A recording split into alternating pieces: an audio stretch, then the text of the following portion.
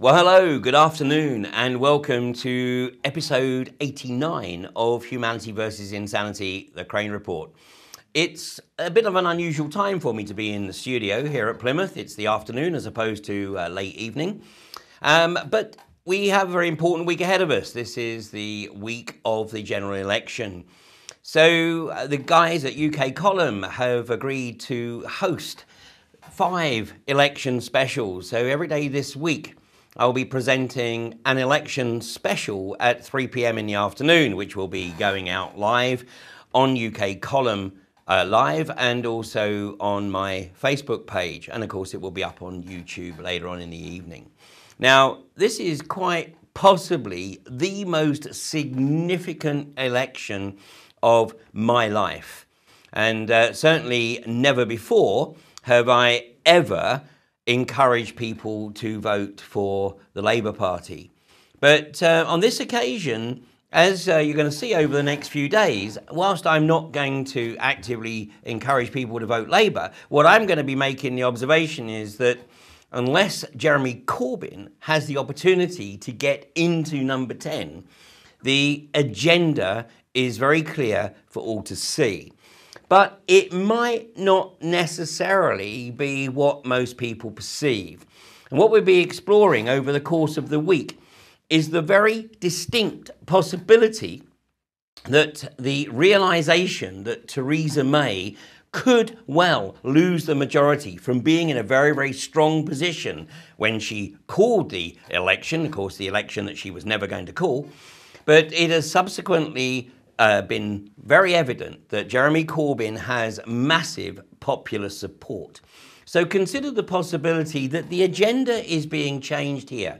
And I revert back to what I said just prior to the EU referendum, that the country would be set up for a massive collapse so that within a decade or so, people would be gagging to get back into the EU. And if that occurs, it would be done on the basis of everything has to be sacrificed. The entire UK sovereignty has to be sacrificed and handed over to the EU.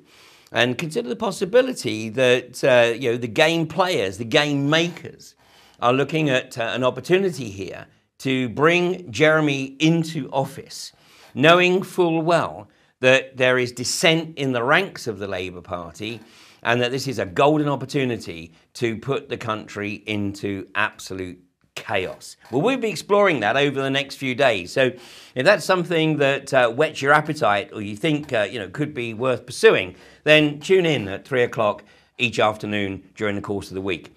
Now, almost exactly 2 weeks ago, I was bringing AV8 to a close, and I'm sure many of you have heard reports about AV8, so I won't wax lyrical about that.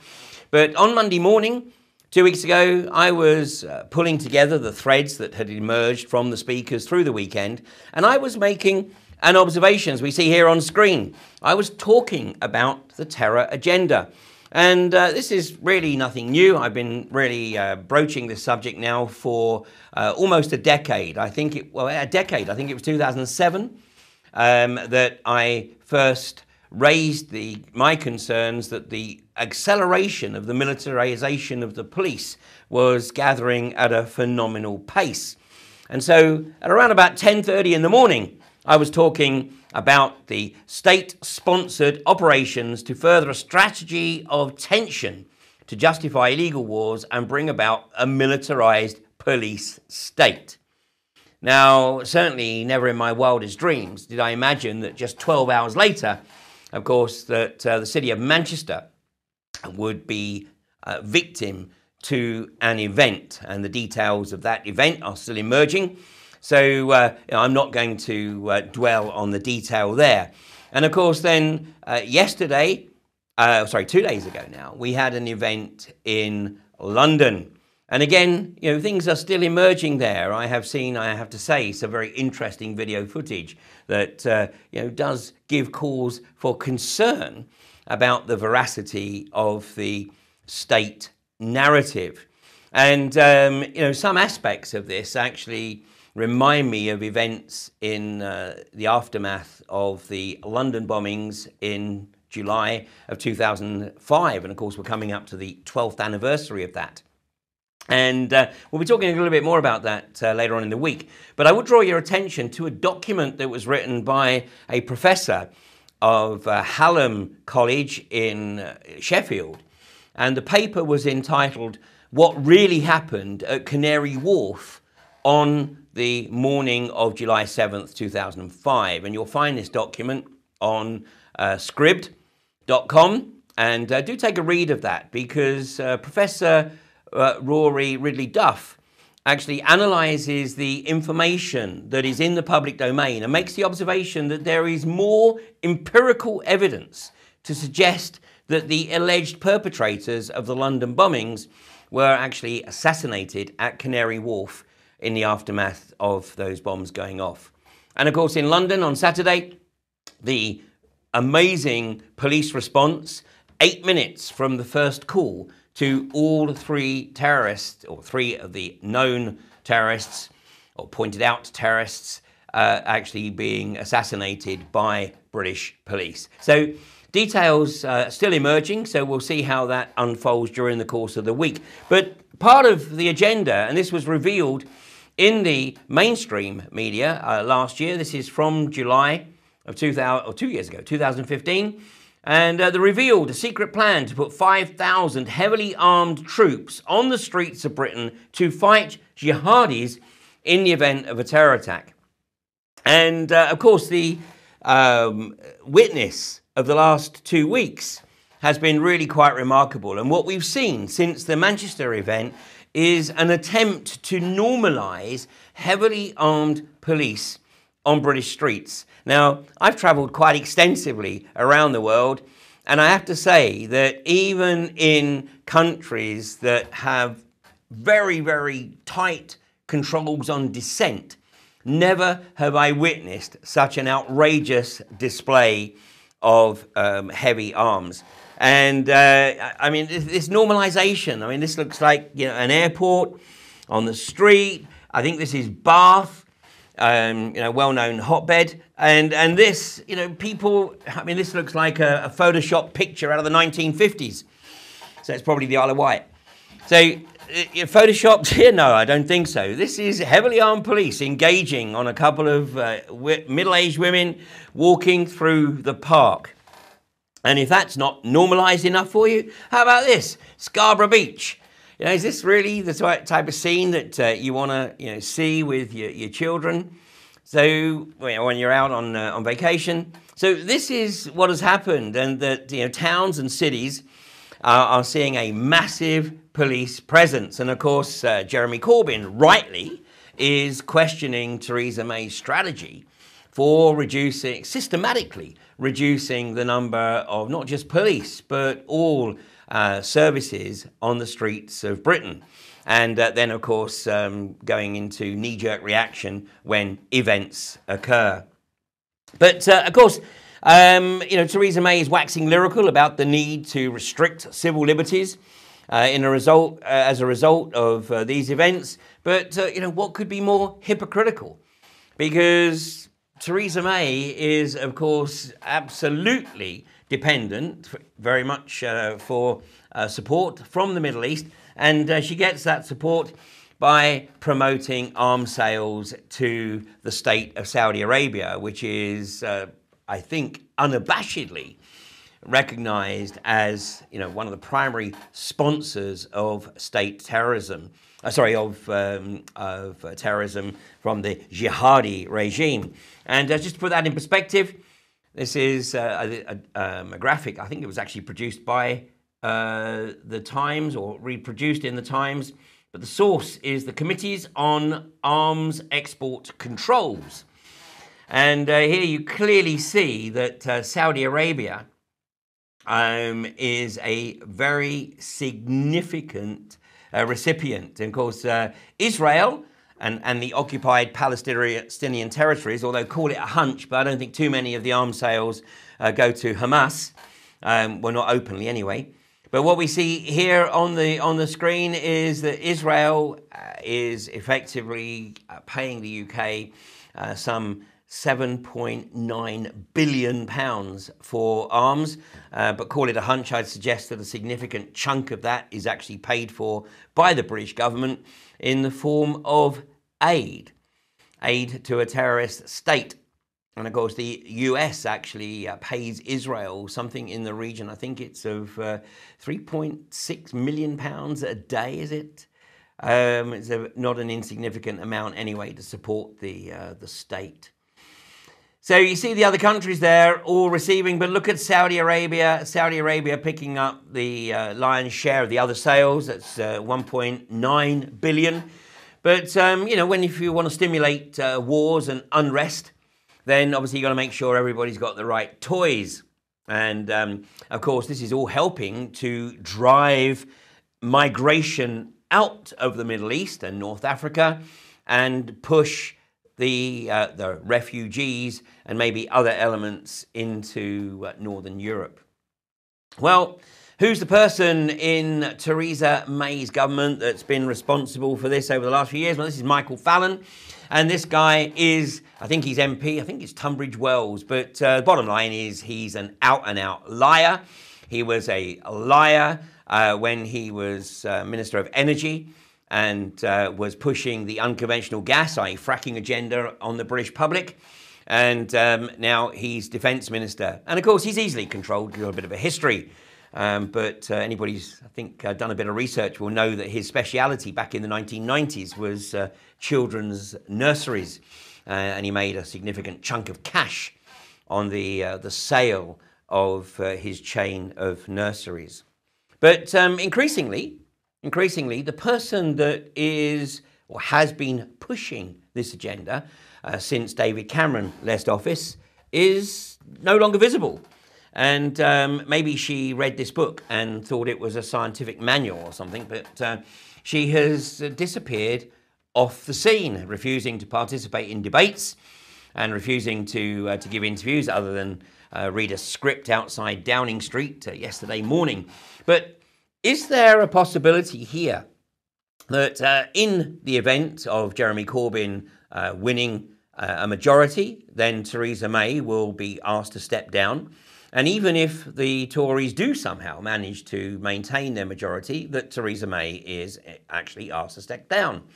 And who are they grooming to put in her place? Well, we'll be revealing that as we go on through the week. But I'd get down to the bookmakers right now and have a punt on who you think is going to replace Theresa May within, let's say, 3 months of the election, because I call it a hunch, but I don't see her remaining in that position for too much longer once the results are announced. But over the course of the next few days, what we're going to do is we're going to look at some of the key elements of this election and some of the critical distortions of information that are being pumped out. And inevitably, we are going to obviously focus on the things that are important to a significant number of people in the country. Well, first of all, let's take a look at the national debt. And if you listened or read the lamestream media, particularly the Murdoch press, you could be forgiven for thinking that the Tory government has done an amazing job in managing the country's finances, in reducing the national debt, reducing borrowing, but actually nothing could be further from the truth. And if we look here at the situation, and last year, in fact, it was reported that the UK government debt, the national debt, had reached £1.5 trillion for the first time. And if you look at this graph here, you can see that actually when the Tories took office in 2010, that the debt was actually just under £1 trillion. So the Tory governments, the successive governments of David Cameron and Theresa May, have managed to increase the national debt by a massive 70%, whilst preaching austerity. And of course, this is Amber Rudd's magic money tree.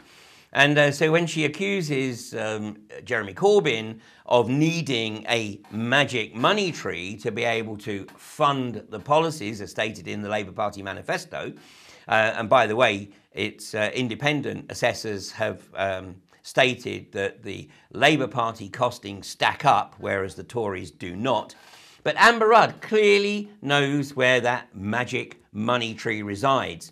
And all you got to do is, of course, creating fake money through the borrowing here, fractional reserve banking effectively, and increasing the country's liabilities to the private bankers. So 1.5 trillion pounds, which equates to, actually now it's at nearly 90% of GDP, of gross domestic product. And once again, you can see here very graphically how, the debt has risen since the manipulated financial collapse of 2007. And obviously this was funding primarily to the banks. So the borrowing was increased significantly, primarily to bail out the banks.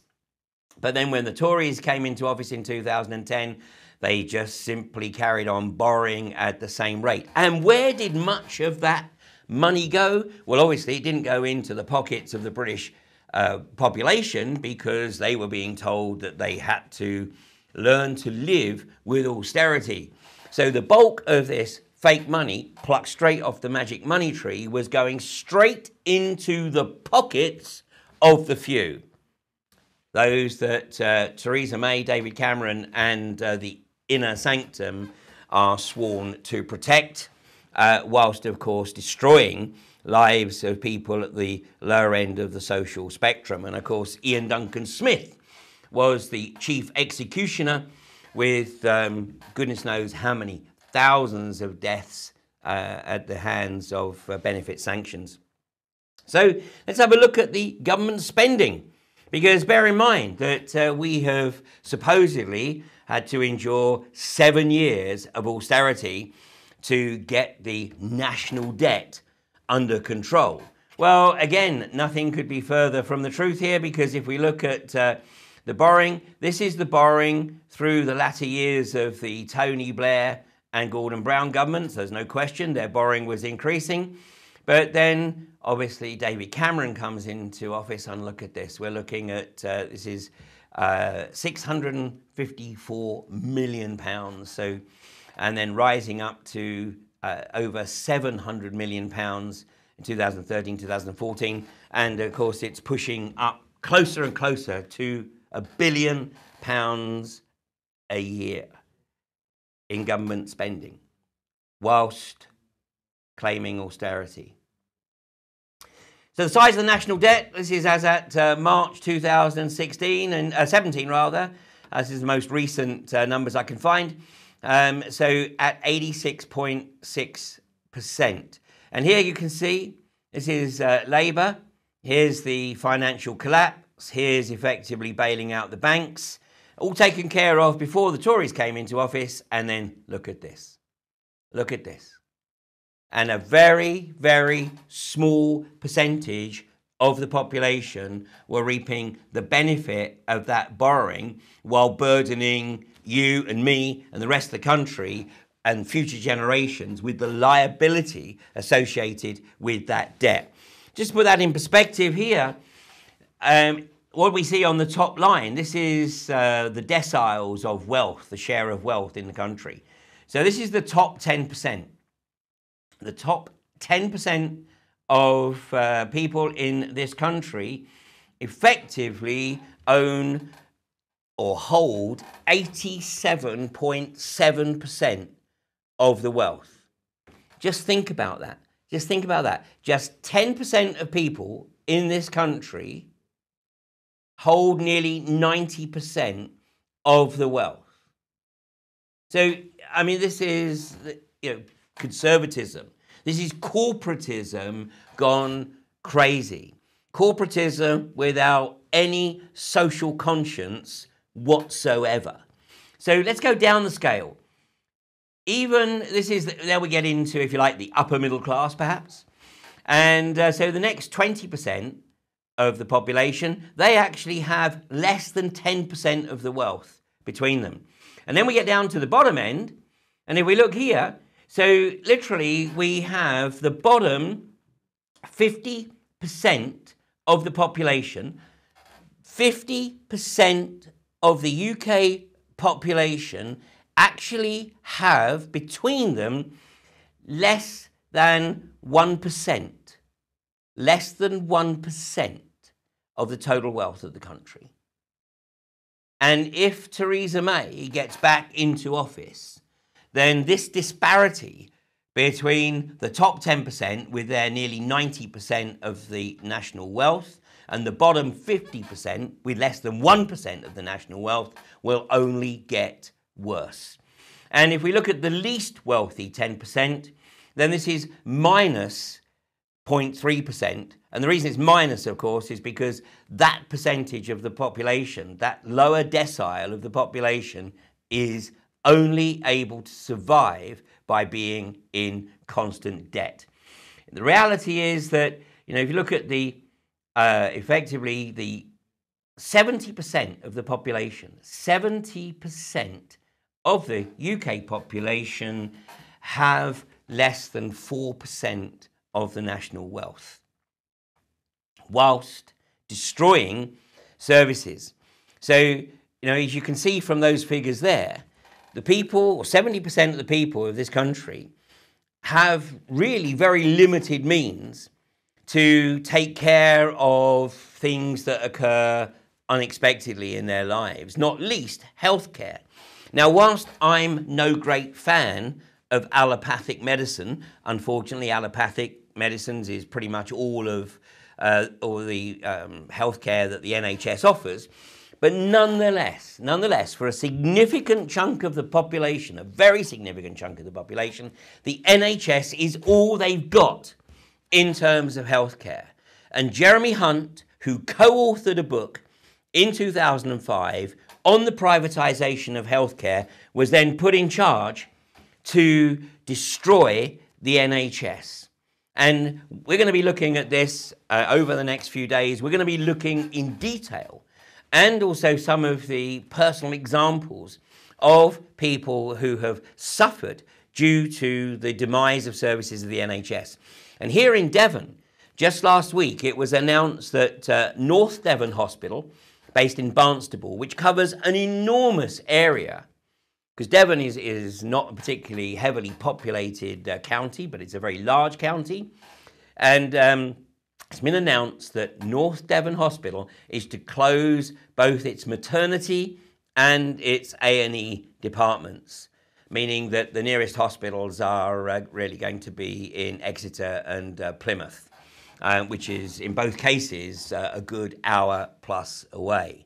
So woe betide you if you live in North Devon and you need the emergency services, because basically they're going to be a long, long way away. But we'll be looking in more detail at how the NHS is being undermined, how it is being destroyed, and how literally within the life of another Tory government, God forbid, but within the life of another Tory government, basically all public health care will have effectively been eradicated. We'll also, of course, be looking at Theresa May's plans, although this is nothing new, actually. It has been the case, I think, so for the last nearly 2 decades that people have had their homes at risk if they have needed to pay for state healthcare costs. But we'll be exploring these issues as we go through the week. But one of the points I want to leave you with today is that I am heartened to hear that so many people have registered to vote, many of whom have stated quite categorically that they have never voted in their lives. Now, I completely understand the sentiment of those who don't wish to vote, those who say, well, I'm going to opt out of the system, I'm going to show my independence. Well, good for you. Good for you showing your independence. Good for you for learning how to live outside of the system by not paying council tax, by maybe not paying income tax, maybe by not living in a property and maybe not having the liabilities of utilities. whatever it is you do, whatever personal choices you make to extricate yourself from the matrix, consider the majority of people who don't have that luxury. Consider the majority of the people that sadly are reliant either on what is available locally in terms of employment opportunities, or if there are no employment opportunities, what is available in the short term for state support. And I have never taken state benefits, and I never will.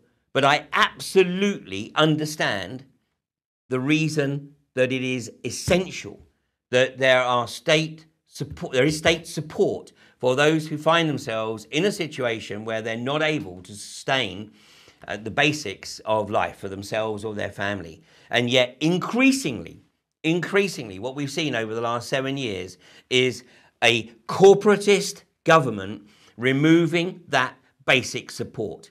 And if you haven't been affected by that, then I'm very happy for you. But if you haven't traveled outside of the southeast or the southwest, and you have no concept of the magnitude of the poverty and the deprivation of some communities in the north of England that have had their employment opportunities decimated, and even 0 hours contracts are not necessarily available, or where they are, it borders on slave labor, then I'm happy for you. But there's a significant chunk of the people of this country that will be condemned to even more of that if Theresa May or whomever it is that is put in to succeed her get back into office.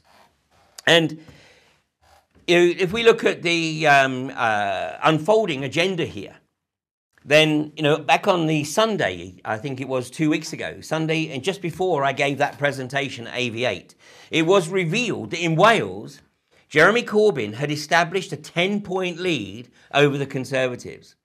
And, call it a hunch, but maybe somebody felt that Theresa May needed a bit of a boost in the polls, and they brought about the event on Monday night. Now, don't get me wrong, I'm not suggesting for one moment that nobody got hurt. The evidence is still emerging. But, every event that has occurred of this nature has had some form of state participation. This is the deep state. Those who try to manipulate the agenda because they have access to the means to be able to do so.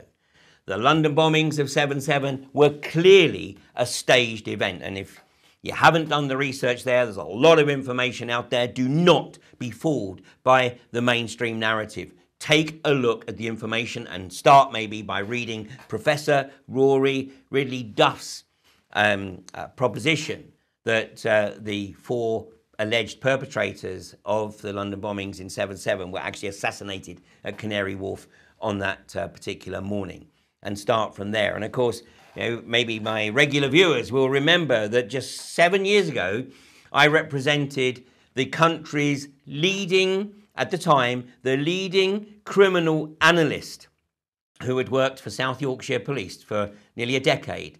And I represented him at his employment tribunal after he had been dismissed because he had had the audacity to submit a report based on his research, which stated that there was no terror threat from the South Yorkshire Muslim community, that any terror threat came from elements within the state. Funnily enough, he got fired from his job. Funnily enough, the employment tribunal upheld the South Yorkshire Police decision. But let's not underestimate the power of the state to bring about the pressure it needs to bring about on the people who, unfortunately, maybe see through, or fortunately, see through their charade. So Jeremy Corbyn, perhaps gaining very, very dramatically. Maybe that's what triggered the need for yet another event. But is this really helping Theresa May? Let me make one thing clear. As a prognosis, I think that if the Tories get back into office, we will see an immediate cessation of any terror event, because this is what they want. They want Theresa May and her warmongering government selling arms to the Saudis to be back in office. If Jeremy Corbyn gets into office, there's a very significant possibility that he might have a different idea about what Britain's arms industry should be selling overseas. So maybe it's going to backfire on them. But who holds the key here? Who really holds the key? Well, just to look at some stats from the last election. The Tories polled, and of course this also includes their postal vote manipulation, which is controlled by Peter Lilly's company, Idox. But the Tories got back into office in 2015 with 11.334 million votes. Labour coming second with 9.347. Okay? Remember that. 11.3 million votes, which was 37% of the total votes cast. But let's have a look in terms of the electorate. Because, as it says on the chart there, these are the results that we never see. So this is from the 2015 general election. And that big white chunk there, 34%, is the people who elected not to vote. So 1/3 of the country elected not to vote. Now, I made this observation back in 2015, and I'm going to make the observation again. Every one of those 34% who elected not to vote, unfortunately and unwittingly perhaps, played a very significant role in putting the Tory government back into office. And Theresa May, or her puppet masters, really don't care that you don't vote, because they know very well that the vast majority of people who elect not to vote would not vote for the Tories anyway. Small percentage might, but the vast majority wouldn't. So they're very, very comfortable with people not voting. And if you look at the information here, the statistic here, the Tories got into office with 24% of the vote. So compare that. Based on the number of people that voted, they got 37% of the total votes, but based on the total electorate, they got in with just 24% of the votes. So just under 1/4 of the people of this country actually voted for a Tory government, and everything they stood for, and particularly, the destruction of the social fabric of this country and the acceleration of the corporatist agenda. Labour got 20%, and then the rest were divided here. Now, I appreciate that in many, many general elections, people vote with their heart. They'll vote for the Greens, they'll vote for independence or whatever, and nothing would give me greater pleasure than to think that it was possible to have a parliament of independents who were not tied to a party whip. But, we're maybe some years away from even getting close to that. So we are where we are. We have what we have. We have a two-party system. And I think Theresa May alluded to that when she said yesterday that the two political parties had agreed to suspend campaigning for the day. They're back campaigning now today, of course. So we have effectively a two-party system with some options for those who really want to express their heartfelt feelings about the ecology, etc., etc. On this occasion, people really need to vote for with their head. Are you voting for an increase in the rampant corporatism of the Tory government, led by whomever it is that's put in to replace Theresa May? Or are you going to give the man who the establishment clearly don't want? Clearly, if we look at the mainstream media, the attacks on Jeremy Corbyn speak volumes. And why don't they want Jeremy Corbyn in there? Because he is not going to promote the corporatist agenda. And yes, I'm very well aware that Jeremy Corbyn is a member of the Fabian Society. I'm very well aware he's a member of the Privy Council. But if you read the Labour manifesto really does support his statement of policies that will be for the many, not for the few. Now, it's going to be extremely difficult for him to push those policies through. As Gordon Brown found out, despite living next door to Tony Blair for a decade, Gordon Brown really didn't understand, he had no concept of the lack of autonomy that a sitting Prime Minister has in this country, with the pressure from not only the lobbyists, but also from the career civil servants. So it won't be easy for Corbyn. But if he does get into office, then it's absolutely crucial that this country becomes politicised. And, let's give Zbigniew Brzezinski, he unfortunately or fortunately is passed now, but when he made the observation a few years ago that the biggest obstacle to the establishment of a one world government is the rapid political awakening of the masses. And never before has there been an absolute necessity for people in this country to become politicised, to hold their MPs' feet to the fire, to make sure that they deliver on their promises. And believe you me, one of the first things that I will be doing, along with many others, particularly in the north of England, if Jeremy Corbyn gets into office, is getting to 10 Downing Street and making sure that he honours that pledge to ban fracking, to outlaw the unconventional gas industry in this country. The Irish government beat him to it. Last week, the Dáil announced that they were putting a ban on unconventional gas exploitation in Ireland. We need exactly the same in the UK. But it's a bigger agenda than just fracking. This is about the protection of the social fabric of this country and showing that as a country, we have a social conscience and that we're not going to bow down to rampant corporatism. So we're going to be exploring more on this theme as we go through the week. So thank you for joining me this afternoon, and I look forward to hooking up with you again at 3 o'clock tomorrow afternoon.